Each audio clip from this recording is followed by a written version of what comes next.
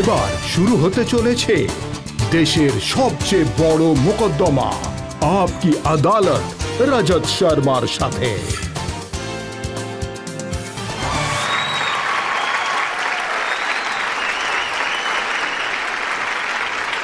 নমস্কার, আপকি আদালতে আপনাদের স্বাগত জানাই।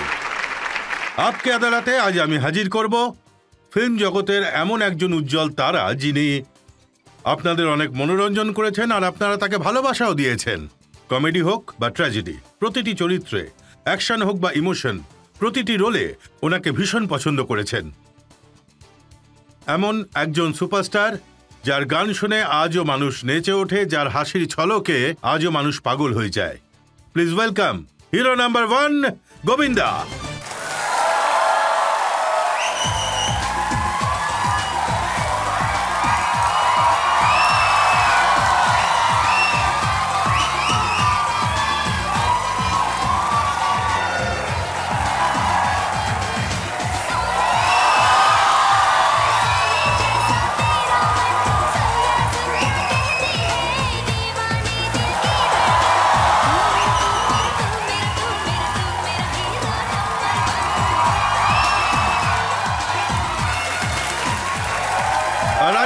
বিশেষ শোয়ের জাজ হলেন নামকরা সাংবাদিক, লেখক কেজি সুরেশ।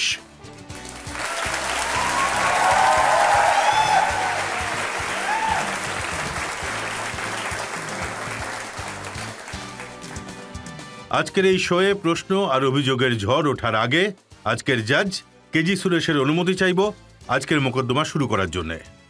মোকদ্দমা শুরু করা হোক। তাহলে শুরু করছি আজকের মোকদ্দমা। আপকি আদালতে প্রথম অভিযোগ সুপারস্টার গোবিন্দার উপর। আপকি আদালতে ফিল্ম স্টার গোবিন্দার উপর অভিযোগ হলো যে উনি ভাগ্যের জোরে সুপারস্টার হয়েছেন। গোবিন্দা, জুন 1986 এই ম্যাগাজিনটা আমার কাছে রয়েছে। এতে একটা গল্প ছাপা আছে, গোবিন্দা সোনে কি মুরগি। এতে লেখা রয়েছে যে 21 বছর বয়সে এই ছেলেটাকে কেউ চিনত না। 22 বছর বয়সে এসে ও 50টা ফিল্ম সাইন করে ফেলেছিল। আর মুম্বাই ফিল্ম ইন্ডাস্ট্রিতে এরকম কখনোই হয়নি। তো এই সোনার ডিম পাড়া মুরগি আপনি হলেন কি করে? এত প্রশংসা করার পর উনি যেভাবে আমাকে মুরগি বানালেন, আমি মনে করি যে মাতা হি সর্বত্র মাতৃদেব ভবা। আচ্ছা, আমি যা পেয়েছি তা বাবা মার আশীর্বাদেই পেয়েছি। আর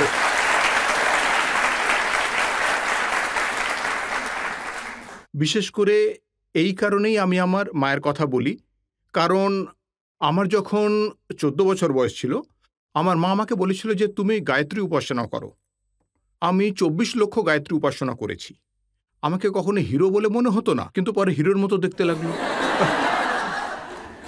সবাই বলতো তো সিনেমারই হিরো, একদম সিনেমার হিরোই মনে হয়, এর ভাগ্য খুলে যাবে।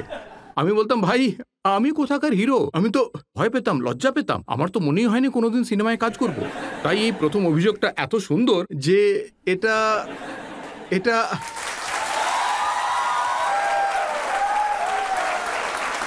এটা অভিযোগও আবার অভিযোগ নয়ও। এই কথাটা সত্যি যে প্রডিউসারের কাছে নিজের ভিডিও ক্যাসেট পৌঁছানোর জন্য তাদের চাকর বাকরকে পটিয়ে ফেলেছিলেন? আসলে বড় লোকদের কাছে সময়ের অভাব, আর তারা এত সহজে পটেও না। আর এদের একটা নির্দিষ্ট ভাবনা আছে, এই ধরনের পার্সোনালিটি, এই ধরনের হাইট, এই ধরনের চেহারা যদি এমন হয় তাহলে হিরো, যদি ভয়েস এরকম থাকে তাহলে মনে হয় সে হিরো হতে পারবে, ঠিক আছে। কিন্তু যে গরিব ঘর থেকে এসেছে আর অনেক কষ্ট সহ্য করে এসেছে, তারা কিন্তু বোঝে মনের সাথে মনের মিল কিভাবে হয়। তা আমি এসব করতাম, পটাতাম।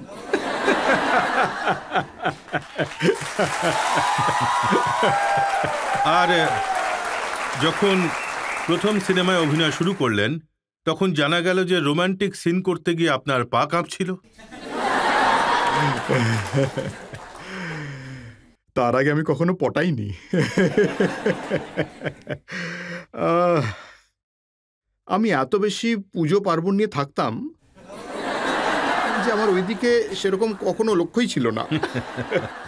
আর যেদিকে ঝুঁকলাম এমনভাবে ঝুঁকলাম যেন মনে হচ্ছিল কোনোদিন খেতে পাইনি আর হঠাৎ করে বুফে পেয়ে গেলাম।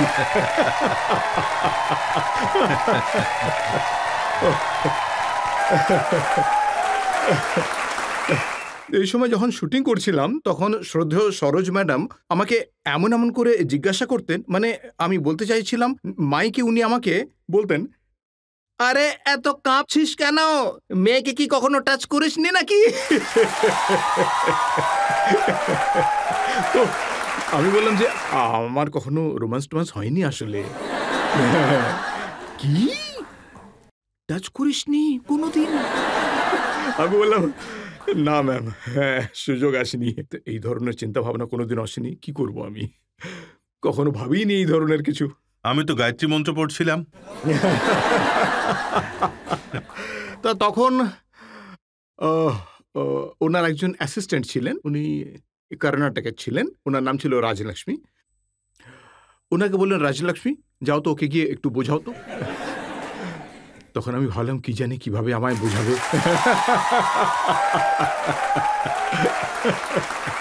তখন উনি আমাকে সমুদ্রের ধারে নিয়ে গেলেন। উনি বললেন, গোবিন্দা ওই দিক থেকে দৌড়ে এসো, এসে আমায় জড়িয়ে ধরো। আমি এসে জড়িয়ে ধরলাম তো আমায় চুমু খেতে শুরু করলেন। বাবা, আর একটু সমুদ্রের মাঝে। আমি বললাম, আরে আমি এখনো সুইমিং শিখিনি, এসো এসো বিন্দাস সমুদ্রে চলে এসো, এসো এসো এসো। তারপর মানে আমার এসব হয়েছিল আর কি। তো একটুখানি মানে শুটিং হওয়ার পরেই আমার মনে হলো অল্প দিনের মধ্যেই আমি যখন রোম্যান্স করছিলাম তখন মেয়েরা কাঁপতে শুরু করলো।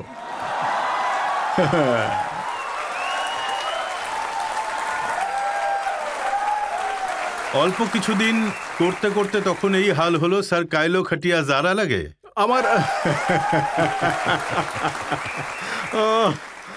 আমার সিনেমায় যে সমস্ত গানগুলো ছিল আপনি তো জানেনই, সমস্ত খুবই খুবই পবিত্র গানগুলো। হ্যাঁ, মানে হলো যে স্যার খাইলো খাটিয়া জাড়া লাগে, মুঝে মির্চি লাগি তো मैं क्या करूं, এসব মানে সহজ তা হ্যাঁ হয়েছিল এসব। তো হ্যাঁ হয়েছিল এসব, খুব হিট হয়েছিল আর কি গানগুলো। আর এটাও সত্যি যে আপনি গল্প না শুনেই, সিনেমা সম্পর্কে কিছু না জেনেই সাইন করে ফেলতেন। মানে হ্যাঁ, তখন যে দারিদ্রতা থেকে এবং কঠিন পরিস্থিতি থেকে এসেছিলাম তখন মনে হতো যে কাজ তো পাচ্ছি, এখন কাজ পাচ্ছি তখন কি করে জিজ্ঞেস করব যে কি হবে, কি করে হবে, কেন হবে, আর্টিস্ট কে আছে বা তারা কোথায়। আমার মা আমাকে বলেছিলেন যে গোবিন্দা এরকম তো হয়েই থাকে, হ্যাঁ, যে প্রথমে তো মানুষ সমস্যায় পড়ে কাজ খোঁজে, তারপর যখন সে উন্নতি করতে শুরু করে তখন সে কাজের মধ্যে সমস্যা খুঁজতে শুরু করে। তুমি কাজ পেয়েছো তাই তুমি ঈশ্বরের ওপর ভরসা রেখো আর পরিশ্রম করে যাও, কাজ করে যাও, সৎভাবে করো, যে কাজই করবে সৎ পথে করবে।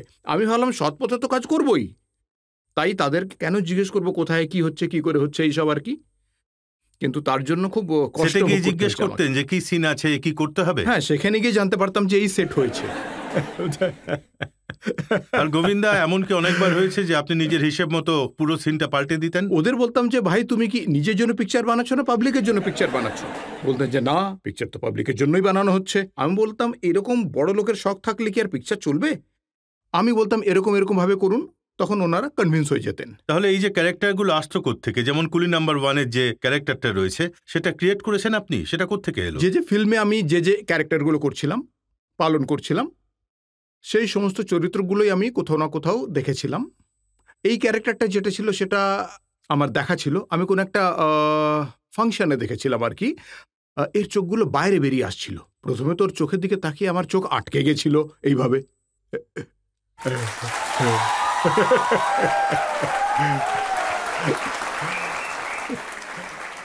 তা এটা একটা অস্থির টাইপের মানুষ, বোঝা যায় না? হ্যাঁ, তা তো আমার ভালো লেগেছিল ব্যাপারটা। আমি ভাবলাম এটা ইন্টারেস্টিং ক্যারেক্টার। তখন আমি ভাবলাম যে ওকে একবার জিজ্ঞেস করি যে কি ব্যাপার। তার আগে পুলিশ ওকে জিজ্ঞেস করলো, কি রে, কে রে তুই, কোত্থেকে এসেছিস, এখানে কি করে ঢুকলি?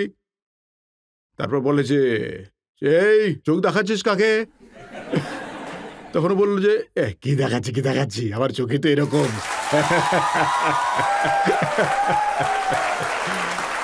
তখন আমি ভাবলাম যে এই ক্যারেক্টারটা তো বেশ মজার, ভেরি গুড। বেচারা জানতেই পারেনি যে ও বিক্রি হয়ে গেছে।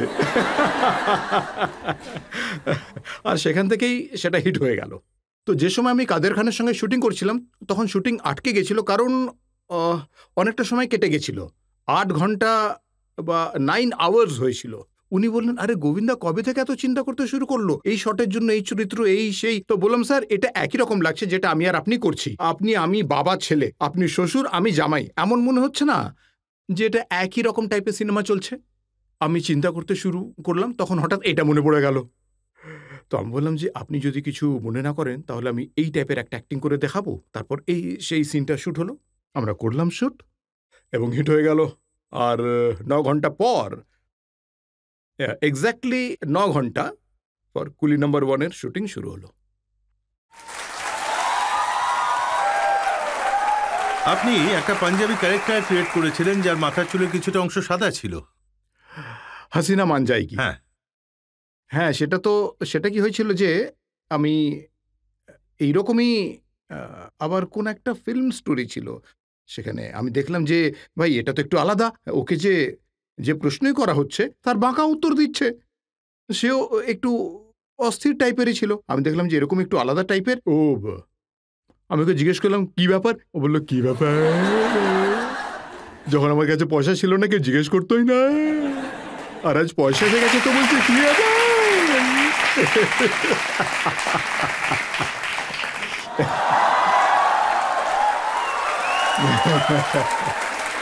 তখন আমি ভাবলাম যে ভালোই হলো, বিক্রি হয়ে গেল। এখন আমি মনে মনে ভাবলাম যে লোকটার সাথে একটু সময় কাটানো দরকার। আমি বললাম, কি হয়েছে স্যার, আপনি এত বকাবকি করছেন কেন? কে রে তুই? আমি বললাম, ওই কামিনীর ভাই আমি এখানে এসেছি একসাথে। আচ্ছা, তুই আর তোর বোনও? আমি বললাম হ্যাঁ। ও বলে, আমাকে 2টি রুটি দাও তো।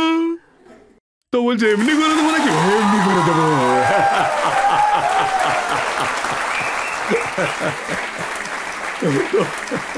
তো আমার খুব ভালো লেগেছিল। আমি বললাম গুড, ভেরি গুড। তো যেদিন ওই সিনেমা শুটিং হচ্ছিল তখন এমনি সঞ্জয় দত্ত বাবু এসেছিলেন আর অন্যান্য আর্টিস্টরা এসেছিলেন। তখন আমি ভাবলাম যে এটা ভালো, ও পাঞ্জাবি আর ভালোই হবে। তো এই কাকার রোলটা যেটা ছিল সেই চরিত্রটা আমি ফিল্মে অভিনয় করলাম।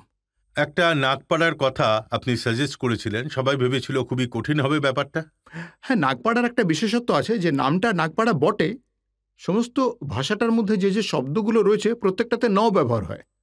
তো এই ব্যাপারটা আমার খুব ভালো লেগেছিল, সেটার ব্যবহার করা যাক। তো আমি বললাম যে আমি খুব মন থেকে অনেকদিন ধরেই আমার মনের মধ্যে ছিল যে কোনো একটা সিন এই ভাষাতে কোথাও একটা করবই। তা সতীশ কৌশিক বাবু তো সবকিছু গুছিয়ে টুছিয়ে বসেছিলেন, নিজেই ডায়লগ লিখতেন আর সবসময় রেডি করতেন, সবাই রেডি হয়ে বসেছিল। তো সেই সময় যা চলছিল, মানে আমি পৌঁছবো, প্রথমে আমার এক্সারসাইজের জন্য একটু সময় লাগতো আর কি। হ্যাঁ, তো আরে ও দেরি করে এলো, উনি নিজে ডায়লগগুলো ফিক্স করে বসেছিলেন। তখন আমি এই ডায়লগগুলো ওখানেই লিখলাম, যেগুলো আর কি আমি এখন জানি না যে আপকে আদালতে এটা বলা যাবে। বলা যাবে, কেন যাবে না? এটা তো জনতার আদালত, জনতা যদি চায় আপনি বলতে পারেন। আপনারা কি চান? আচ্ছা, দয়া করে আমাকে टपोरी বলে ডিক্লেয়ার করবেন না কিন্তু। हटा सावन की घड़ा खा खुजा पत्ती बुझा के सो जा गया निंटकले पिंटुकले मंटी पे खड़े लिए अंटी बजा ली बार बार घंटी कुल्ला घुमा के पश्चिम को पलट ले बहुत हो गया फुटले फटले छाड़ा बन गया।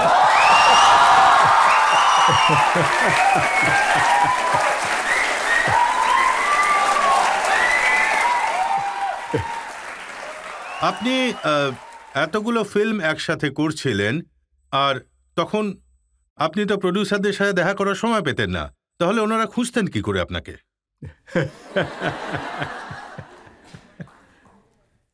অনেক টাইপের প্রডিউসার আছে, মানে ওই সময় অনেক নানান ধরনের প্রডিউসার পেয়েছিলাম আমি, যে বা যারা কোনোদিন প্রডিউসার ছিল না তারাও প্রডিউসার হয়ে গেছিল। মানে ফাইন্যান্সারদের পটি অন দ্য সেটে নিয়ে আসতেন, আর অন দ্য সেটে আমাকে বলতেন যে উনি এসেছেন, আপনি একটু ভদ্রভাবে কথা বলবেন, ভালো ব্যবহার করবেন, ওনার যেন মনে হয় আমার সাথে আপনার ভালো রিলেশনশিপ আছে। আমি বললাম যে আপনার কাছে কি টাকা পয়সা নেই? আমি এসে গেছি, আপনি এসে গেছেন, তাহলে হয়ে যাবে, পিকচার শুরু করে দিয়েছি। আমি বললাম পয়সা নিয়ে এদিকে পিকচার শুরু করে দিয়েছেন? তা এই ধরনের অনেক মানুষ ছিলেন, ঠিক আছে তো? কারণ যারা টপ প্রডিউসার ছিলেন তারা না যখনই জানতে পারতেন যে ওর কাছে তো সময়ই নেই, মিটিং আসবে, কি করে আসবে, করবে কি করবে না, কে জানে কি হবে, তো তাই ওরা আমাকে টাচই করতেন না। আর যারা টাচ করতো তারা ওই রকম হতো। তাই আমার একটু মনে হলো যে ভাই আমি এগুলো কি করছি। আমি শ্রদ্ধেয় দিলীপ বাবুকে অনেক অনেক ধন্যবাদ জানাতে চাই যে উনি আমাকে প্রথমে বলেছিলেন যে গোবিন্দা তুমি এই 25টা সিনেমা ছেড়ে দাও। আমি বললাম কি 25টা সিনেমা ছেড়ে দেবো? বললাম আমি তো টাকা হজম করে ফেলেছি। তো বলেন যেখান থেকে যা নিয়ে যাই করো, এইসব সিনেমা থেকে বাইরে বেরিয়ে যাও তুমি, বুঝছো তো? তখন 25টা সিনেমা আমি ছেড়ে দিলাম, কারণ প্রডিউসার যারা ছিলেন তারা সব এই টাইপের প্রডিউসার পেয়েছিলাম। আমি ওই সিনেমাগুলো ছেড়ে দিয়েছিলাম, তা সত্ত্বেও মোটামুটি 49টা সিনেমা আমি করেছিলাম আর কি।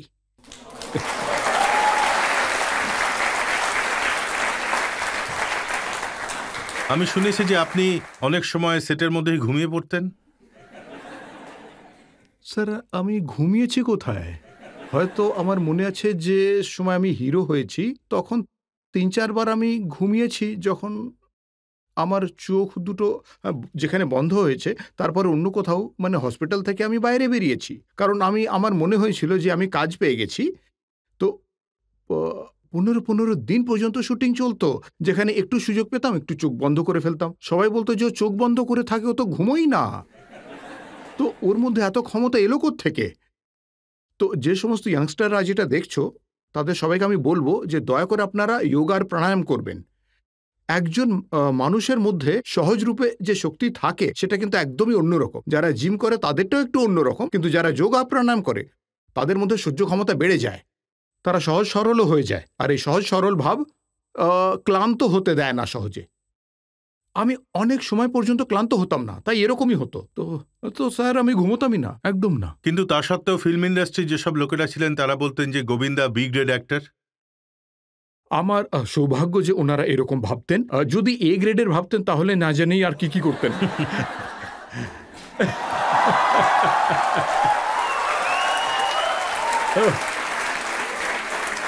এরকম বলতো, আর এত ভয় দেখাতো যে বলার নয়। উনি এসে যে সময় আপনার সিনেমা চলতো না, সেই সময় সে কোনো কাজের নয়, এরকম ভাবতো আর কি। সত্যি, যেমন যে তোর ভয়েসটা ভালো নয়, ভয়েস ভালো নয়, কেমন করে হাঁটিস, কেমন করে কথা বলিস, হ্যাঁ ঠিক করে হাঁটতে পারিস না, হ্যাঁ এভাবে হাঁট তুই, তোর বডিটাও সেরকম নয়, যেমন একজন হিরোর হওয়া দরকার, হাইট দরকার, একটু হিলটিল পর ভাই, কি করে রেখেছিস তুই। মানুষের মধ্যে এত কমপ্লেক্স সৃষ্টি করে, তখন মানুষের মনে হবে যে আমি কোথাও পালিয়ে যাই। তারপর আপনি হিট হয়ে যান। হিট হয়েছে কিন্তু সেই জিনিসটা নেই, সেই জিনিসটা কি। তারপর আরো হিট হয়ে যান, তারপর আপনি আরো উন্নতি করুন, আপনি আরো উন্নতি করুন। পেয়ে গেছো তুমি, কোনোভাবে পেয়ে গেছো, কোনোভাবে আর কি পেয়ে গেছো। তোর মধ্যে ওই জিনিসটাই নেই। এসব আমি কখনোই পাত্তা দিইনি। আমি বলতাম আচ্ছা আচ্ছা ঠিক আছে ঠিক আছে। কিন্তু আপনার এই ব্যাপারটা নিয়ে তো আফসোস আছে যে আপনি কোনো অ্যাওয়ার্ড পাননি।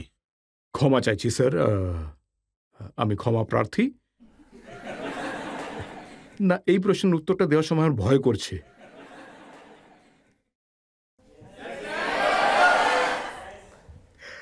আমি কিনিনি, কেনা হয়নি।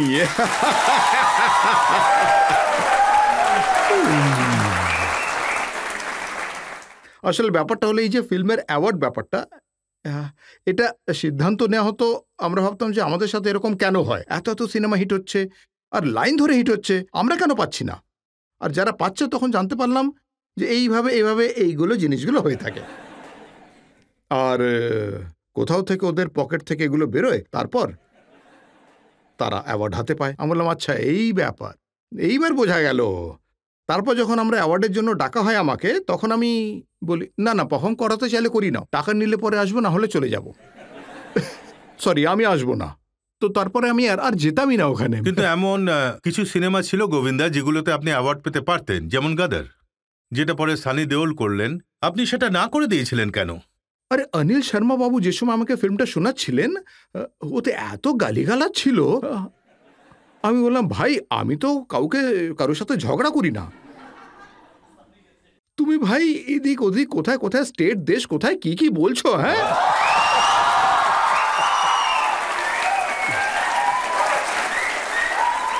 আমি বললাম আমার মা ফিক্সড কিছু কথা বলে দিয়েছে। আমার মা বলেছে যে গোবিন্দা, একে তো তোমার কাছে দ্বিতীয় গোবিন্দা নেই, যেটা আছে সেটা তুমি নিজে হার্ডওয়ার্ক করবে, এমন কোনো রিস্ক নেবে না যে কোনো জিনিস যেন মনে হবে যে ভাই এ তো একজন স্টার কিন্তু নিজের অস্তিত্ব থেকে একটু এগিয়ে যা কিছু করছে তা না, এমন করো তুমি হাসি মুখে করো, যা করবে ডান্স করো, গান করো, মনে হবে যেন এই গোবিন্দা। তো মায়ের এই ব্যাপারটা ফিক্সড ছিল। তো আমি ওই সিনেমাটা করিনি। অনেক গালিগালা ছিল স্যার, আমি এখানে সেগুলো বলতেও পারবো না। তাহলে ইয়াশ চোপড়ার চাঁদনি সেটাও কি মা মানা করেছিলেন? সেটা আমি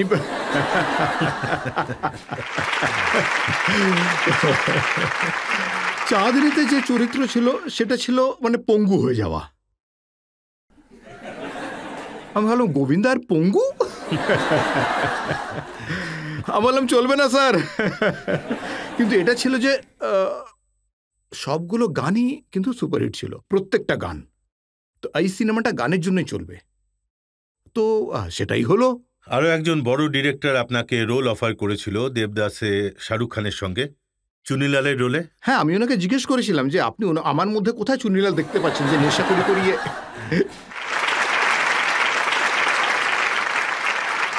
আর অ্যাভাব অল স্যার, ওই সময় আমি সুপারস্টার ছিলাম, ঠিক আছে? তো হ্যাঁ, আমি বললাম যে হ্যাঁ, বললাম যে ক্যারেক্টার ঠিকঠাক আছে, কিন্তু টপে আছেন আপনি, একজন ভালো ডিরেক্টর, আপনি আমাকে যে ক্যারেক্টার রোল দিচ্ছেন কি করে, মানে সোজা স্টার থেকে একেবারে। আমি বললাম যে ঠিক আছে, একটা কাজ করবেন, শাহরুখ খানকে বলবেন যে ও আমায় বলুক, বন্ধুত্বের জন্য আমি এই সিনেমাটা করব, তাহলে ঠিক আছে, এইভাবে সিনেমা করব না। আমি বললাম যে ও মনে করে একজন স্টার, আপনি একজন টপ ডিরেক্টর, তাহলে করব না, সরি, এইভাবে করব না। আমি এমন নয় যে আমি ওকে খুব ভালোবাসি, আমরা তো একসাথে সিনেমা করিনি কখনো শাহরুখের সাথে। তো আমি বললাম যে ও খুবই ভালো, ও খুবই ভদ্র, আর ও ব্যাপার স্যাপার বোঝে, যথেষ্ট ভালো লোক। সুভাষ ঘাই আপনাকে তালের রোল অফার করেছিলেন, যেটা পরে অনিল কাপুর করেছিলেন। হ্যাঁ, আমি ওনাকে বলেছিলাম যে আমি সিনেমা করতে রাজি। আমি ওনাকে বলেছিলাম যে আপনি তাল টাইটেলটা চেঞ্জ করুন, টাইটেলটা আমার ভালো লাগেনি। আমাকে বললেন যে কোন জ্যোতিষী তোমাকে বলেছে যে টাইটেলটা ভালো নয়? ওই সময় সিনেমা ভালো হিট হচ্ছিল, তাই একটু ছিলাম আমি ওইরকম আর কি, একটু হাওয়ায় উড়ছিলাম। আচ্ছা, এতটাই হাওয়ায় উড়ছিলেন যে আপনি হলিউডের অফার পেয়েছিলেন বড় সিনেমায় হিরো হওয়ার জন্যে, সেটাও না করে দিয়েছিলেন। অবতার টাইটেলটা আমিই দিয়েছিলাম। ফিল্মটা খুবই সুপারহিট হয়েছিল, আর আমি ওনাকে বলেও দিয়েছিলাম যে আপনার সিনেমাটা দারুণ চলবে, আর আমি এটাও বলে দিয়েছিলাম যে 7 বছরও তোমার এই সিনেমাটা হবে না, ফিল্মটা কমপ্লিট করতে পারবে না, এরকম আমার মনে হয়। তাই উনি খুবই রেগে গেছিলেন আমার ওপর। তখন আমি এটা ভাবিনি যে আমি ওনার শহরেই রয়েছি। তো তখন আমি ওই কথা বলে সেখান থেকে বেরিয়ে গেলাম। উনি বলেছিলেন যে এটা কি করে বলছো তুমি, এই ফিল্মটা 7 বছর। আমি বললাম একে তো আপনি অবতার চাইছেন, এমন টাইপের অবতার চাইছেন যে সে হবে পঙ্গু, সে ঈশ্বরের একটা অংশ কিন্তু সে পঙ্গু। আমি বললাম এটা হবে না, এটা সম্ভবই নয়। আর আমি যে ধরনের মানুষ, এই 410 দিন ধরে আপনি চাইছেন যে আমি বললাম যে আমি আয়ুর্বেদ পতঞ্জলির ট্রিটমেন্ট আরও কী কী সব করে থাকি, আর তুমি বললে যে তুমি পুরো বডিতে কালার করবে। আমি বললাম যে না, আমার দ্বারা এসব হবে না, সরি। আমি ক্ষমা চেয়ে নিলাম। আমি বলে দিয়েছিলাম আপনার এই ফিল্মটা সুপারহিট হতে চলেছে। তো ঠিক 9 বছর বাদে, 8-9 বছরের মাথায় ফিল্মটা রিলিজ হলো আর সুপারহিট হয়ে গেল। তো এটার মানে এটা দাঁড়ালো যে আপনি যা কিছু করেন নিজের মর্জি মতো করেন। ওই গানটা আমাকে দেওয়া হয়েছিল স্যার, ওই ফিল্মটার গান ছিল। তাহলে আরেকটু অপেক্ষা করুন, আরো একটা অভিযোগের জন্য। আমরা একটা ব্রেক নিয়ে নেব, আর ব্রেকের পর আপকি আদালতে সুপারস্টার গোবিন্দার উপর প্রশ্ন আর অভিযোগের ঝড় বয়ে যাবে। গোবিন্দার সম্পর্কে এটাও বলা হতো যে গোবিন্দা জামা কাপড় পরেন খুবই অদ্ভুত ধরনের, হলুদ কোট, পার্পেল কালারের শার্ট, সাদা জুতো। আপনারা এখনকার ফিল্মগুলো দেখছেন তো? কত মানুষ ধন্যবাদ জানায় যে আমি জামা কাপড় পরতাম।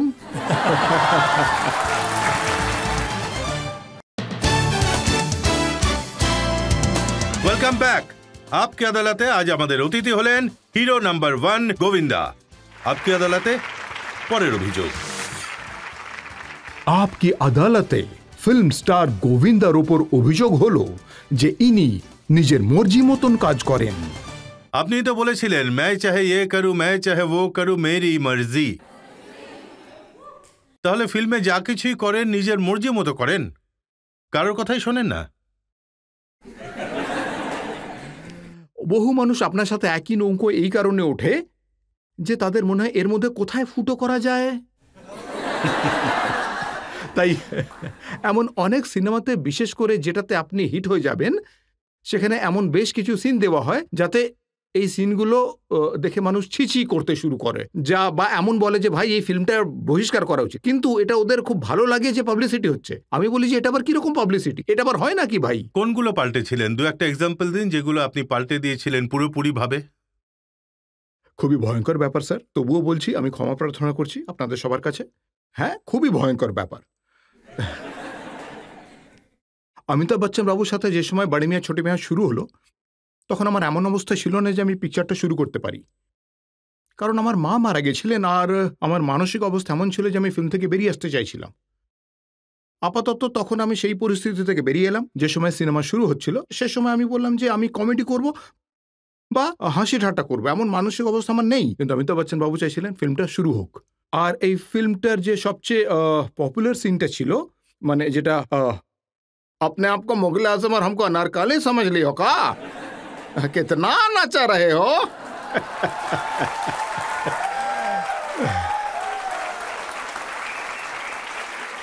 এটা তখন লেখা হয়েছিল যে 2-3 দিন হয়ে গেছিল শুটিং প্যাক আপ করা।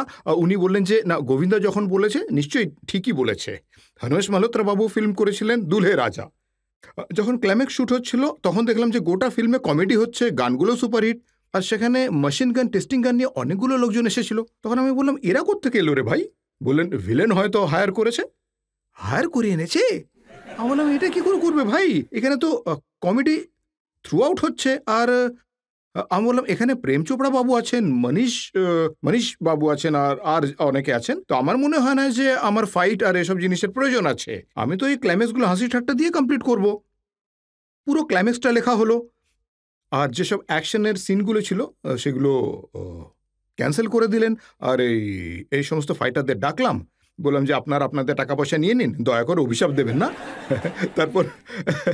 তারপর সব শ্যুট হলো আর ফিল্মটা সুপারহিট হয়ে গেল।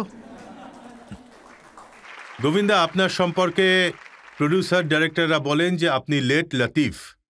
দেরি করে সেটে পৌঁছনো গোবিন্দার স্বভাব।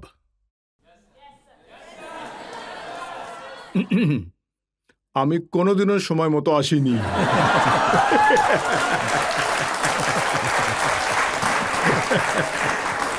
এই অভিযোগটা ঠিক নয় স্যার, এই অভিযোগটা ঠিক নয়। কিন্তু দেখুন, আপকে আদালতে আসতে আসতে আপনার 25 বছর লেগে গেল।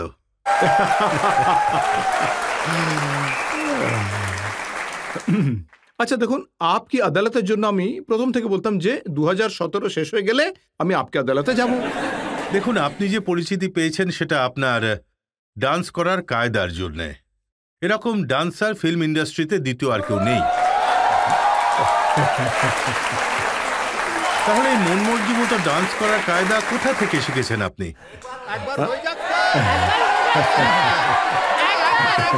আপনাদের জন্য তো বলেছিলাম আপনি আপকে মুগলে আজম সমঝতে हो क्या? আসলে ব্যাপারটা হলো একটা সেট থেকে দ্বিতীয় সেটে থেকে তৃতীয় সেটে থেকে চতুর্থ সেটে 3-4টে শিফট করতাম। যখন কম থাকতো তখন, বেশি থাকলে তখন আরও হতো। তা আমি 3-4টে শিফটে এখান থেকে ওখানে কাজ করার সময় আমার মনে হতো যে আরে এই স্টেপটা তো ওখানে করে এসেছি, ওটা ওখানে করেছি, তাহলে তো রিপিট হয়ে যাবে, গন্ডগোল হয়ে যাবে, স্টেপগুলো রিপিট হলে ভালো লাগবে না। আর আমার মনে হবে যে এই ফিল্মে স্টাইলগুলো রয়েছে, স্টাইলগুলো রিপিট হয়ে যাচ্ছে অন্য ফিল্মে, কিন্তু আমি যে চরিত্রগুলো করছি সেগুলো আলাদা আলাদা। তারপর তখন আমি যে হিরোইন থাকতো তাকে পটিয়ে রাখতাম যে বাবু সবকিছু তুমি আর আমি, তুমি আর আমি হিরোইন একসাথে কাজ করছি, অর্ধেক ডজন ফিল্ম হিট হয়ে গেছে তাতে, সব হিরোইন। গোবিন্দার সম্পর্কে এটাও বলা হতো যে গোবিন্দা জামা কাপড় পরেন খুবই অদ্ভুত ধরনের, হলুদ কোট, পার্পেল কালারের শার্ট, সাদা জুতো। আপনারা কি এখনকার সিনেমাগুলো দেখেছেন? ইয়েস হ্যাঁ, স্যার, স্যার। দেখেছি। কতজনে আমি ধন্যবাদ জানাবে যে আমি জামা কাপড় অন্তত পরতাম। আজকাল রণবীর সিংকে এই স্টাইলে দেখা যায়। রণবীর সিং এর সঙ্গে যখন আমার দেখা হয়েছিল আমি ওনাকে বলে দিয়েছিলাম যে আপনি একজন সুপারস্টার, আর নেক্সট আপনার যেসব ফিল্মগুলো আসবে আমার মনে হয় যে আপনি খুব উন্নতি করবেন তাতে।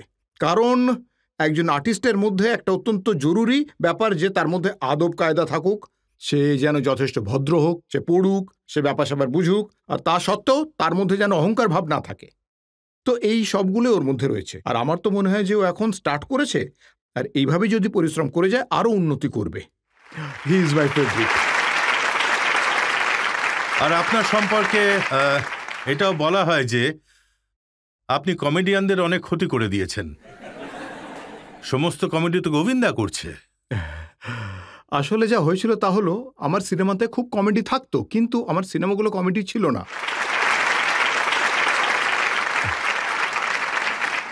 আর পরমপ্রিয় দিলীপবাবু আমাকে বলেছেন যে গোবিন্দা তুমি ট্র্যাজেডি ফিল্ম করবে না, তো সেটা আমার স্যুট হয়ে গেল।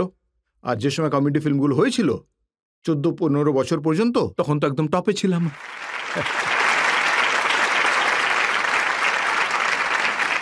লোকজন তো এটাও জিজ্ঞেস করে যে আপনার যেসব হিরোইনরা রয়েছেন, এক একজন হিরোইন, আপনি বলেছিলেন নীলাম তার সাথে 10টা ফিল্ম করেছেন, করিশ্মা ওনার সাথেও 10টা ফিল্ম করেছেন, রবিনা টন্ডন ওনার সাথেও 10টা ফিল্ম।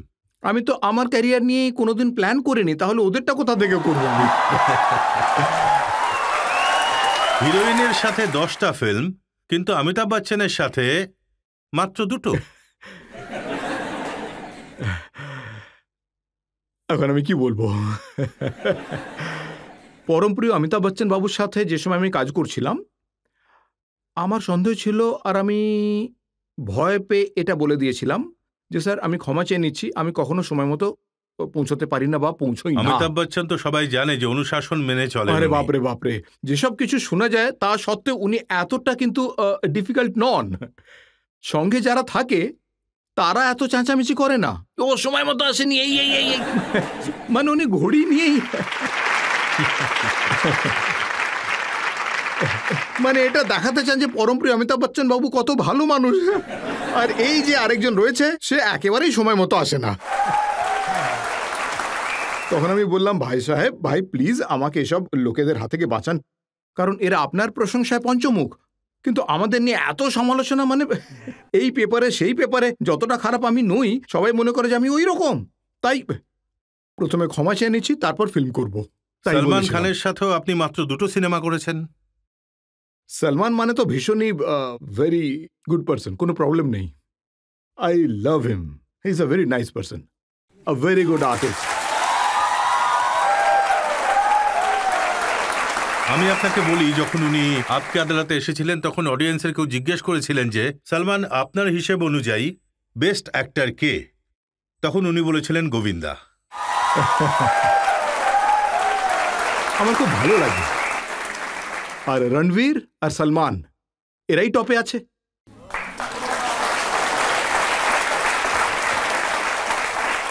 জনতার মধ্যে থেকে কেউ প্রশ্ন করতে চান? একটু আগে আপনি শাহরুখ খান স্যারের সাথে আপনার ভালো রিলেশনশিপের ব্যাপারে বললেন। স্যার উনি হলেন রোম্যান্স কিং, আপনি হলেন কমেডি কিং। তাহলে কি আমরা কোনো ফাটাফাটি সিনেমা দেখতে পাবো আপনাদের দুজনকে একই সাথে এক স্ক্রিনে? এখন যেটা হচ্ছে আসলে যে ফিল্মগুলো হচ্ছে সেগুলো কোনো প্রডিউসার তৈরি করছে না, দেখবেন যারা যারা হিরো রয়েছেন তারাই ফিল্ম বানাচ্ছেন, তাই না?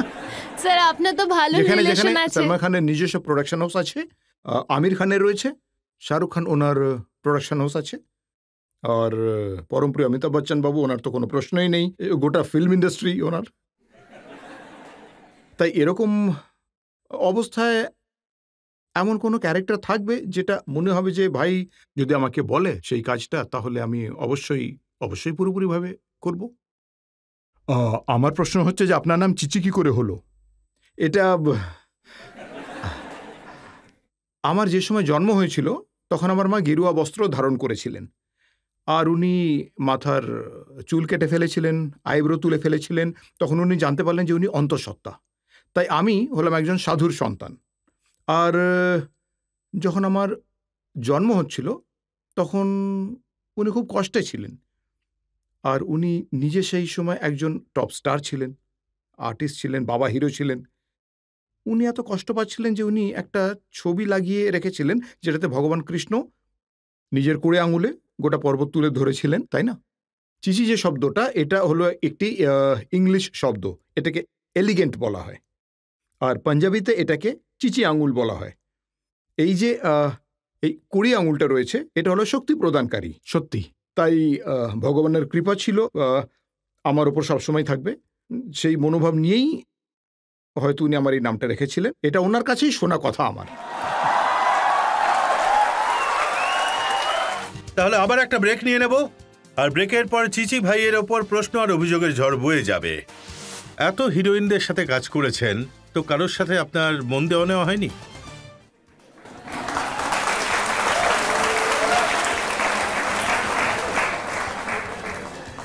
এর কোনো পরিষ্কার উত্তর নেই। সুনিতা হয়তো সব দেখছে। Welcome back. আপকে আদালতে আজ আমাদের অতিথি হলেন সুপারস্টার গোবিন্দা। 33 বছর অবধি মানুষকে নিয়ে এন্টারটেইন করেছেন, আপনারা ওনাকে খুব ভালোবাসা দিয়েছেন, আদর দিয়েছেন। আপকে আদালতে পরের অভিযোগ। আপকি আদালতে ফিল্ম স্টার গোবিন্দার ওপর অভিযোগ হলো যে ইনি সম্পর্ক বজায় রাখেন না। দেখুন, সবথেকে বেশি সুপারহিট ফিল্ম আপনাকে দিয়েছেন আপনার বন্ধু ডেভিড ধাওয়ান। 17টা ফিল্ম আপনি ওনার সাথে করেছেন, প্রত্যেকটা ফিল্ম সুপারহিট। রাজা বাবু, কুলি নাম্বার 1, 16 और শবনম, বড়ে মিয়া ছোটে মিয়া, পার্টনার, সবগুলোর কথাই আপনি বললেন। কিন্তু অনেকগুলো বছর আপনি ডেভিড ধাওয়ানের সাথে কথা বলেননি। উনি আমাকে এই প্রশ্নটা করার যোগ্য তখনই হবেন যখন ওনার ছেলে ওনার সাথে 17টা পিকচার করবে। আমার মনে হয় না যে ওনার ছেলে ওনার সাথে 17টা পিকচার করবে, কারণ সে হলো ডেভিড ধাওয়ানের ছেলে। সে লেখাপড়া জানা। কোনো আর্টিস্টের সাথে 17টা ফিল্ম করার মানে আমি জানতাম না, একেবারেই না। আমাকে তো শুধু এইটুকু বলা হয়েছিল যে সঞ্জয় দত্ত বলেছিলেন যে উনি পাঞ্জাবি আর আসছেন, তো সে সময় আমি অনেক পাঞ্জাবিদের কাজ দিতাম আমার কাছে। তাই কত পাঞ্জাবি কোন কোন জায়গা থেকে আসতো, আমি তাদের কাজ দিতাম। তা তাদের মধ্যে একজন ছিলেন ডেভিড ধাওয়ান। ওকে আমার খুব ভালো লাগলো, আর আমি মনে করলাম যে ওর সাথে আমি অনেকগুলো ফিল্ম করব, আমার ওর ভালো জমার কথা, তো চলো একসাথে কাজ করা যাক। তাই ওনার সাথে যেভাবে সম্পর্ক বজায় রেখেছিলাম তেমন তো কোনো আত্মীয়র সাথেও আমি রাখতে পারিনি। সত্যি, আমার ভাই হলেন একজন ডিরেক্টর, ওর সাথে এখনো পর্যন্ত আমি 17টা ফিল্ম করিনি। এখন উনি কি চাইছেন সেটা আমি জানি না, কিন্তু যে সময় আমি ওনার সাথে 17টা ফিল্ম কমপ্লিট করে ফেলেছিলাম, আমি ওনাকে চশমে বদ্দুরের সাবজেক্টটা শোনালাম। উনি সেটা ঋষি কাপুরের সাথে শুরু করে দিলেন। আর যে সময় শুটিং, তখন আমি ওনাকে বকাবকি করার জন্য ফোন করলাম যে তুই একবার শুনে তো নে যে আমি কি বানাচ্ছি, কি করছি। আমি বললাম, কেন শুনবো ভাই, তুই কি করছিস সেটা তো আগে আমাকে বল। আমাকে বললিও না, সাবজেক্টটা তুলে নিলি, কাজ শুরু করে দিলি। আপাতত ব্যাপারটা এখানে ডিসকাস করার মতো নয়। ও খুবই শিক্ষিত, ভালো কথাবার্তা বোঝে। যে সময় আমার সেক্রেটারি ওর সাথে কানেক্টেড ছিল, সে সময় আমি পলিটিক্স থেকে বেরিয়ে এসেছিলাম, একটু চেঞ্জ হয়ে গেছিলাম। আমি বললাম, ও যখন বলবে তখন তুমি ফোনটা অন রেখো, আমি শুনতে চাই যে ও কী বলতে চায়। তো ডেভিডের ফোন যখন ও কথা বলছিল তখন সেটা অন ছিল। আমি শুনলাম যে ফোনে বলছে যে এই চিচি খুব প্রশ্ন করতে শুরু, সত্যি এত প্রশ্ন করছে যে আমি আর ওর সাথে কাজ করতে চাই না। ওকে বলো যদি কোনো ছোটোখাটো রোল পায় তাহলে করে নিক।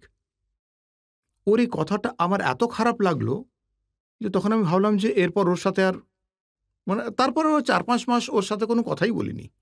4-5 মাস পরে আমি আবার ওকে ফোন করলাম।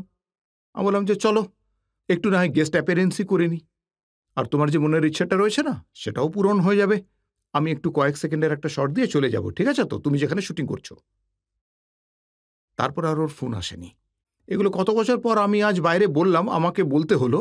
ও নিশ্চয়ই কারোর কথায় চলছে, ও নিজে এরকম সেটা আমার মনে হয় না। আমার দরজা কখনো কারোর জন্য বন্ধ হয়ে যায় যদি, তাহলে আমি গোবিন্দা কোত্থেকে হলাম। কিন্তু গোবিন্দা, এটা তো ঠিক, সব থেকে বেশি ফিল্ম আপনি করেছেন কাদের খানের সঙ্গে। 41টা ফিল্ম আপনি কাদের খানের সঙ্গে করেছেন। অ্যাজ আ রাইটার উনি যাকেই টাচ করতেন সে টপ হয়ে বেরিয়ে যেত। প্রথমে উনি জিতেন্দ্রের সাথে কাজ করলেন, উনি টপ হয়ে বেরিয়ে গেলেন। তারপর অমিতাভ বচ্চন বাবুর সাথে কাজ করলেন, ওনার সমস্ত ফিল্মগুলো হিট। তারপর উনি জিতেন্দ্র বাবুর সাথে ফিল্ম করেছেন, ওনার সবগুলো সুপারহিট হয়েছে। তারপর মিঠুন চক্রবর্তীর সাথে ফিল্ম করেছেন, ওনারও সবগুলো সুপারহিট হয়েছিল। তারপর যখন উনি আমার সাথে ফিল্ম শুরু করলেন তখনও কিন্তু সেই সবগুলোই সুপারহিট হয়ে গেছে। কিন্তু যখন উনি অসুস্থ ছিলেন এবং তারপর উনি মারা গেলেন, তখন ওনার ছেলে অভিযোগ করেছিল যে গোবিন্দা ওনার বাবার সাথে 41টা ফিল্ম করেছেন, এত ভালো রিলেশন ছিল, কিন্তু একবারও খোঁজ খবর নেননি। খুব ভালো যে প্রশ্নটা আপনি আমায় করলেন, আমি অবশ্যই এর উত্তর দিতে চাইব, কিন্তু তা বলে উনি যেন কোনোভাবে এর ফলে দুঃখ না পান, দয়া করে। কারণ উনি এত সফট নেচারের হয়ে গেছিলেন যে ওনাকে যদি আমি একটুও বলতাম, মানে যেমন ধরুন, আচ্ছা তখন উনি একটি দৈবিক পুস্তক লিখছিলেন, তখন আমি ওনাকে জিজ্ঞেস করলাম যে আপনি এই যে দৈবিক পুস্তকটা লিখছেন, আপনি এটা পেন দিয়ে লিখছেন, কিন্তু এটার শর্ত ছিল যে এতে পেন টাচ করা যাবে না, আর যদি আপনি করেন তাহলে আপনার জীবনের ক্ষেত্রে সেটা ভালো হবে না, আপনার স্বাস্থ্যের পক্ষে ক্ষতিকারক হবে, আর যেসব কাজ আপনি করছেন তার জন্য এটা সঠিক নয়। আসলে কথাটা আমি মন থেকে বলেছিলাম, আরে আমি কি করব, আমি ওনাকে খুব ভালোবাসতাম। তখন আমি ভাবলাম যে আমি তো বলে ফেললাম। তা একটু পরে ডিরেক্টর এলেন, উনি বললেন তোমার এত সাহসে তুমি কাদের খান বাবুকে এই কথা বলছো? আমি বললাম যে আমি ওনাকে খুব ভালোবাসি, আর আমার মনে হয় দৈবিক পুস্তকগুলো টাচ করা উচিত না পেন দিয়ে। তারপর উনি টাচ করেছিলেন, আর ওনার সেই ক্যারিয়ার আর থাকলো না, সে সম্পর্কও থাকলো না, আর শেষ সময় আমায় খুব বকে দিয়েছিলেন, খুব কড়া করে। তাই ওই বকাবকের মধ্যে অনেক জিনিস এমন ছিল যে আমি মানে হলো, কারণ উনি ছিলেন গুরু, তাই উনি যা যা বলেছিলেন সেগুলো সব আমি কোনোদিনও জবাব দিইনি কখনোই। আমি 3-4 বার ট্রাই করেছি স্যার, এমন নয় যে গোবিন্দা সেই গোবিন্দা নয়, মানে সে যদি কাউকে মন দিয়ে ভালোবাসে তাহলে তার সাথে যদি এইভাবে হাত না মেলাতে পারি তাহলে অন্তত এইভাবে মিলিয়ে নেবো, সে যেভাবেই হোক। আমি নড়ি না স্যার, এই লোকটা নড়ে না, কখনো নয়। কিন্তু আমি অনেকবার ট্রাই করেছি, 3-4 বার ট্রাই করেছি, সে সময় আর হয়ে ওঠেনি। উনি অনেকটাই সফট নেচারের হয়ে গেছিলেন, তারপর থেকে উনি খুব অসুস্থ হয়ে পড়লেন। ওনার সিনেমা নিয়ে বা এন্টারটেনমেন্ট নিয়ে কেউ কি প্রশ্ন করতে চান? স্যার আমি এটা জানতে চাইছি যে সেই অ্যাক্ট্রেসটি কে, যার নাম নিজের স্ত্রীর কাছে নিতেও আপনার লজ্জা করে বা ভয় করে খুব। আরে আমার বউ আমায় বোঝাতে বোঝাতে হাঁপিয়ে উঠেছে যে তুমি কারুর নাম বলতে কখনো লজ্জা পেও না, আর কোনোদিন কোনো হিরোইনের সাথে তোমার কোনো রকম অ্যাফেয়ার শুনিনি, এটা কি চক্কর? হ্যাঁ স্যার, আমার যিনি ওয়াইফ উনি ওয়াইফদের টাইপের মতো ওয়াইফ নন, যে কোথায় গেছিলে, কি করছিলে, এত দেরি করে কেন এলে। যদি এমন হতো তাহলে আমি পিকচার বা ফিল্ম লাইন থেকে বেরিয়ে যেতাম। এত হিরোইনদের সাথে কাজ করেছেন, তো কারোর সাথে আপনার মন দেওয়া নেওয়া হয়নি?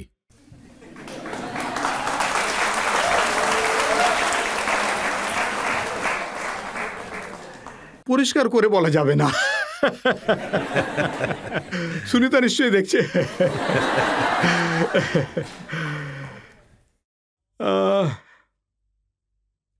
এর কোনো জবাব নেই আমার কাছে আর কি। দেখুন, কিছু তো নিশ্চয়ই হয়েছিল যে করিশ্মা কাপুর আপনার সঙ্গে 10টা ফিল্ম করার পর ওনার হিন্দি ভালো হয়ে গেছিল, অ্যাক্টিং ভালো হয়ে গেছিল।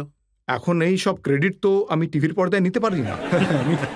আমি যে সময় কাজ করছিলাম তখন করিশ্মা কাপুর মানে ওনার মুখ থেকে বেরিয়ে গেছিল যে এরকম কোনো একটি টিভি শো হচ্ছিল সেখানে বোধহয়, তো ওর মুখ থেকে বেরিয়ে গেছিল যে গোবিন্দা তুমি মানে এত ভালোবাসো যে আমার মনে হয়েছে তুমি আমার একেবারে পিতৃতুল্য আর কি। তখন আমি বললাম যে হ্যালো, আমরা দুজন hero heroine.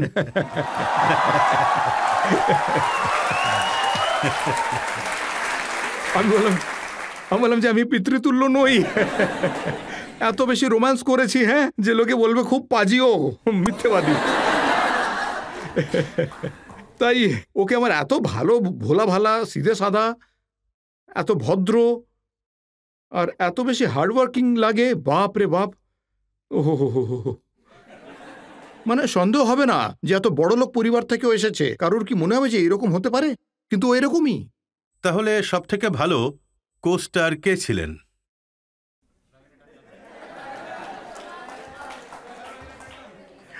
Coaster as a heroine যার সাথে আমার ফিল্ম চলেনি তারা সবাই খুবই ভালো ছিল। দেখুন, শিল্পা শেট্টির সাথে আমার একটিও ফিল্ম চলেনি, কিন্তু সব ফিল্মের গানগুলো হিট। তো তাতে কি আছে? এটা জরুরি নয় যে আপনার সাথে কোনো সম্পর্ক থাকুক, কিন্তু যদি ভালোবাসা থাকে তাহলে সম্পর্কও থাকবে। গোবিন্দা, চলুন তাহলে রিলিফের জন্য একটা ব্রেক নিয়ে নি নাকি? ধন্যবাদ, ধন্যবাদ। আমারও ব্রেক একটা দরকার। ব্রেক নিয়ে নেব, আর ব্রেকের পর আপকে আদালতে সুপারস্টার গোবিন্দার উপরে প্রশ্ন আর অভিযোগের ঝড় বয়ে চলবে। প্রথমবার যখন বিয়ে করলেন তখন 4 বছর অবধি কাউকে বলেননি যে বিয়ে করেছেন। হ্যাঁ সত্যি, কিন্তু 4 বছর পর্যন্ত কাউকে বলিনি এরকমটা হয়নি। কিন্তু এটা হয়েছিল যে 4 বছর লুকিয়েছিলেন। ওই সময় তখন কোনো সিনেমাই পাচ্ছিলাম না। বিয়ে হয়ে গেলে হয়তো সিনেমা পাওয়া যায় না, বিয়ে হয়ে গেলে মেয়েরা পড়বে না।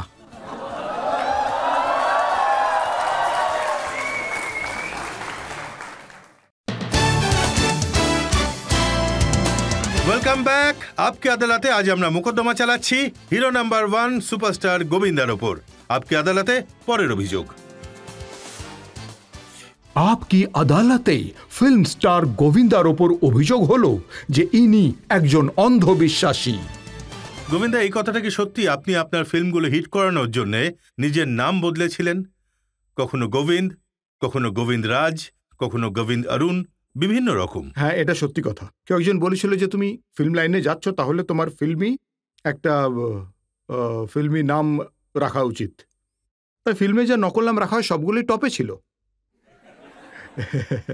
পরমপ্রিয় দিলীপ বাবু নাম ছিল ইউসুফ খান, এটা নকল নাম। মিঠুন চক্রবর্তী হলো নকল নাম, অক্ষয় কুমার হলো নকল নাম, রাজেশ খান্না হলো নকল নাম, জিতেন্দ্র নকল নাম, ধর্মেন্দ্র হলো নকল নাম, গোবিন্দাও নকল নাম। স্যার, গোবিন্দা নাম কে রাখলো? গোবিন্দ, গোবিন্দ। গোবিন্দ। তাই তখন আমি ভাবলাম যে আমার 27 নাম্বার দরকার। ঠিক আছে তো, কারণ এটা লাকি নাম্বার, টোটাল নাম্বার হলো 9। তাই নাম্বার 9 হলো গোবিন্দা নাম হলো। দক্ষিণের নাম্বার দরকার ছিল, আর দক্ষিণের নাম হলো, সেই জন্য দক্ষিণের নাম্বার হতে গেলে নাম্বার 9 দরকার ছিল। তাই গোবিন্দা নাম ঠিক হলো। আগে তো আমাকে সবাই বলতো যে তুই অনেক ভাবনা চিন্তা করছিস, এই সেই। যখন হিট হয়ে গেলাম তখন বললো যে অসাধারণ ভাই গোবিন্দা। এবার যখন ফিল্ম লাইনে সব হয়েই থাকে, কত মানুষ আমার সম্পর্কে কত খোঁটা দিয়েছে, ও এত চিন্তা ভাবনা করে, ও এত কিছু করে, পুজো পাঠ করে, প্রার্থনা করে, এই করে সেই করে, আর তারা নিজেরাই দেখুন শরীরে কত পাথর পরে থাকে। হ্যাঁ, পরমপ্রিয় অমিতাভ বচ্চন বাবু হাতে নীলা পরে আছেন, এটা নিয়ে কি কেউ টিপ্পনি করে? কখনোই নয়। ভয় পায়। সঞ্জয় দত্ত পরে আছে, কেউ টিপ্পনি করে না। সলমান খানের ক্ষেত্রে তো একেবারে ঘাবড়ে যায়, পালিয়ে যায়। একটা স্টোরি আছে, গোবিন্দ যদি একসাথে 3 জনকে দেখা করতে ডাকেন আর যদি 4 জন চলে আসে, তাহলে গোবিন্দা পেছন দরজা দিয়ে পালিয়ে যান। না না না না না, আপনি ভাবুন ব্যাপারটা কতটা ভুল যে 3 জন বলেছিল দেখা করতে আসবে চতুর্থ ঘর থেকে। কিন্তু এই যে বাস্তু বিষয়টা রয়েছে, এ নিয়ে মানুষের কোনো চেতনাই নেই। আর যারা আমাকে নিয়ে টিপ্পনি করতো তারা সবাই না জানে নিজেদের ভেতরে কতজন বাস্তু নিয়ে চর্চা করতো। এই যে এখানে দরজাটা এমন হওয়া দরকার, এই জানলাটা ওদিকে হবে, এইসব কি ভাই এদিকে? আরে তোমরা এগুলো কি করছো? এসব আবার কি? নিজেদের বেলাতে সবকিছু করছো, আর গোবিন্দা করলেই এত ভয় পাচ্ছ কি না কি হয়ে গেল। আচ্ছা, আরো একটা খবর এটা ছাপা হয়েছিল যে একটা ফিল্ম হিট করাতে গোবিন্দা নাকি সেটের মধ্যে একটা মুরগি বলি দিয়েছিল। দেখুন, এটা হয়তো কেউ হাওয়ায় রুটিয়েছে। আমার সেটে এটা হয়েছিল যে মানে হলো মুরগি বা অন্য যাই হোক, এরা যখন ভয় পেয়ে যেত, আমার যত ফ্যানেরা ছিল, মানে আপনি যদি তাদের পুরোপুরি লিস্টটা দেখেন তাহলে দেখবেন যে তারা সবাই সাধু সন্ত পীর ফকির টাইপের লোক। তা এরা সবাই আমার সেটে চলে আসতো, বলতো যে সামটাইমস গোবিন্দা কি ব্যাপার, একটু টাচ করে দাও। আমি বললাম টাচ করলে কি হবে? না না না না, তোমার জন্য পুজো দিয়েছি, তাই নিজের ইচ্ছে মতো কে কোথায় কি করছে, কে কোথায় লেগে রয়েছে, তাই কি লেগে রয়েছে। আমি ওদের বলতাম যে তোমরা যে যা পুজো প্রার্থনা করতে চাও সেটা লুকিয়ে আড়ালে করা উচিত। এইভাবে তোমরা এত সব 10 জন মানুষের সামনে প্রকট করছো, তার মানে হয়তো তোমরা ফেম চাইতে এসেছো, না হলে ফেম নিতে এসেছো, নয়তো আমায় বদনাম করতে এসেছো। তো এই যত সব প্ল্যান করা হতো আর মুরগি কি। কে এনেছিল? এবার স্যার এত বছর শুটিং করার পর যদি আমি এইটা খোঁজ করতে চাই যে মুরগি কে এনেছিল,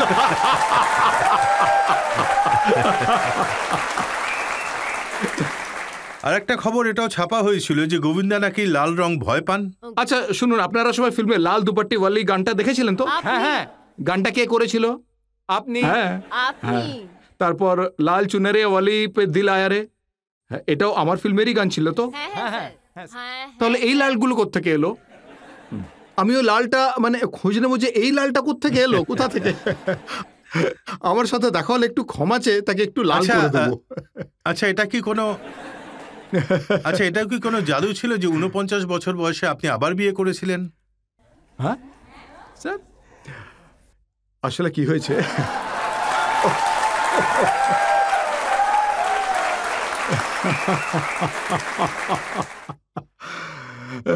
মনে হলো যেন সুনিতার আত্মীয় স্বজন বসে আছে এখানে।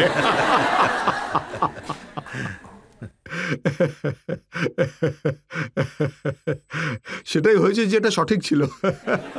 মানে এমন নয় যে সত্যি অন্য কোনো বিয়ে হয়ে গেল।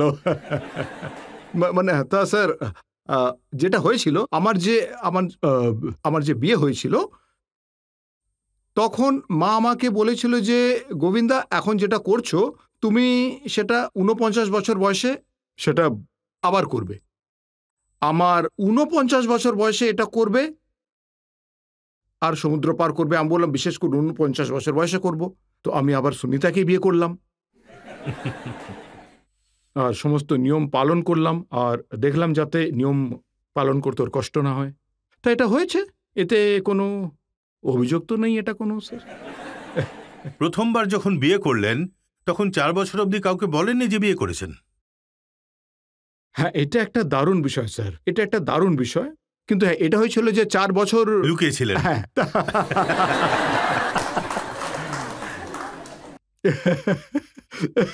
আরে সে সময় ফিল্মই পাওয়া যেত না, বিয়ে হয়ে গেলে আর ফিল্ম পাওয়া যেত না। হয়তো বিয়ে হয়ে গেলে মেয়েরা পড়তো না।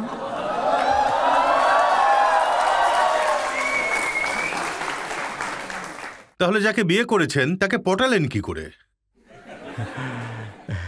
এটা একটা দারুণ বিষয় স্যার, এটা একটা দারুণ বিষয়। ও আমায় পটিয়েছিল।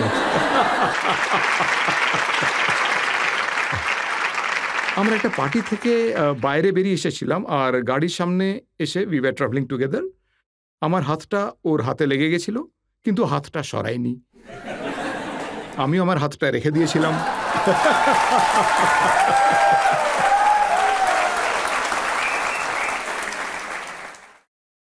তারপর আমি দেখলাম যে ও আমাকে একটু একটু করে পটাতে, তখন আমি হাতটা ধরে ফেললাম। তখন ভাবলাম যে এটাই কারেক্ট, যে এটাই ভালো। সুন্দরী তো ছিলই, এখনো আছে। আর আমার তো আগে রোমান্সও হয়নি, আর আমি হিরোইনদের সঙ্গে তো কাঁপছিলাম। তো আমি ভাবলাম যে তাহলে এটাই ভালো হলো। তারপর যখন হাতটা ধরলাম তো আজ পর্যন্ত ধরে রেখেছি। আপনি ভেবেচিন্তে সমস্ত সিদ্ধান্ত নিয়েছিলেন নিউমেরোলজির কাছ থেকে, জ্যোতিষের কাছ থেকে। তাহলে রাজনীতিতে যাওয়ার সিদ্ধান্তটাও কি জ্যোতিষীর কাছ থেকে? স্যার, এই সিদ্ধান্তটা আমার ছিল না। সে সময় দেশে যত মহান সাধু সন্ত মানুষরা ছিলেন তারা আমায় বলেছিলেন যে গোবিন্দা, এটা 14তম লোকসভা, তুমি এতে চলে এসো। বৃদ্ধ লোকেদের আর কি আছে? একজন 103 বছর বয়সী মানুষ ফোন করে বলছে যে আরে ওই যে খেলা করে না, ওই যে কি নাম ওর, গোবিন্দা, হ্যাঁ তুমি কি গোবিন্দা? তুমি গোবিন্দা? আমি বললাম যে হ্যাঁ আমিই গোবিন্দা। আরে তোমার কি মনে আছে তুমি যখন ছোট ছিলে, আমি তখন 86 বছরের ছিলাম, তোমার নামে তখন গঙ্গাতে সমাধি নিয়েছিলাম আর 22 কিলোমিটার সাঁতার কেটেছিলাম তোমার জন্য মৃতদেহ সেজে। আমি বললাম আরে বাপরে বাবা, আপনি? বললো হ্যাঁ হ্যাঁ হ্যাঁ। আমি বললাম ফোন করে কেউ সত্যি সব বলছে নাকি এমনি এমনি পটাচ্ছে নাকি? আমি লোক পাঠালাম, সেই ছিল। এখন এসব লোকেদের কি যায় আসে কেউ যদি এমপি হয়ে যায় বা কিছু? এরা তো সবাই এসবের বাইরে। তা আমি তো ওদের সাথেই ছিলাম, আমি যুক্ত হয়ে গেলাম সেই মহৎ কাজে। তো আমি তো ওখানকার ছিলাম না, আমি একজন আর্টিস্ট, আমি এখনো আর্টিস্ট, আর সবসময় আর্টিস্টেরই মনোভাব থাকবে আমার যে এটা তো আমার কোনো বিষয় নয়, কিন্তু আমি চলে এসেছি, আর চলেই যখন এসেছি তাহলে আমার দ্বারা যা ভালো সম্ভব করে দেখাবো।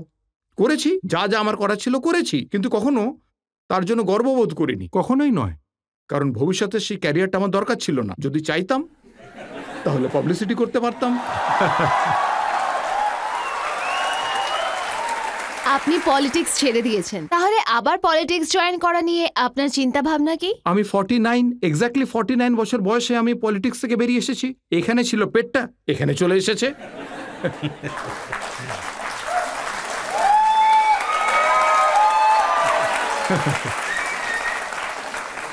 তাই পলিটিক্স আমি এইভাবে করতে করতে আমার দাঁত এরকম হয়ে গেছিল। এখন তাও সব ঠিক আছে, সব মামলাই একদম ঠিকঠাক। এই যে হেয়ার স্টাইলটা রয়েছে সেটা একদম ক্লিন হয়ে গেছে। তাই আমার এমন মনে হয় যে 49-এ কি করে এসব হলো, হ্যাঁ? আর আমি এখান থেকে প্রমিস করে বেরোবো এইভাবে মানে একটু বেশি কম হয়ে যাবে না তো? মানে হলো আমার এমন মনে হয় যে আপনি আপনার বডি, আপনি আপনার পার্সোনালিটি যখন ইচ্ছে তৈরি করতে পারেন, শুধু আপনার ইচ্ছে থাকতে হবে।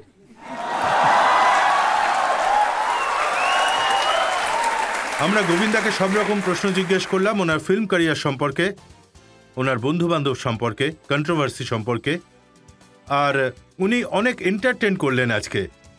আর এখন সময় হলো একটা ব্রেক নেওয়ার। ব্রেকের পরে শুনবো আপকি আদালতে আজকে জাজের রায়, আজকের মোকদ্দমা।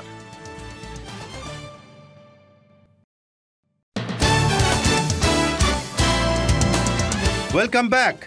আজ আমরা মোকদ্দমা চালালাম যিনি সবাইকে এন্টারটেন করেন, সুপারস্টার, সবার যে মন জয় করে আছে সেই গোবিন্দার ওপর। এখন সময় হলো আপকি আদালতে আজকের জাজ, নামকরা সাংবাদিক কেজি সুরেশের রায়ের। গোবিন্দবাবু, আপনি ভারতীয় সিনেমার একজন দিকপাল, এক মহাতারকা।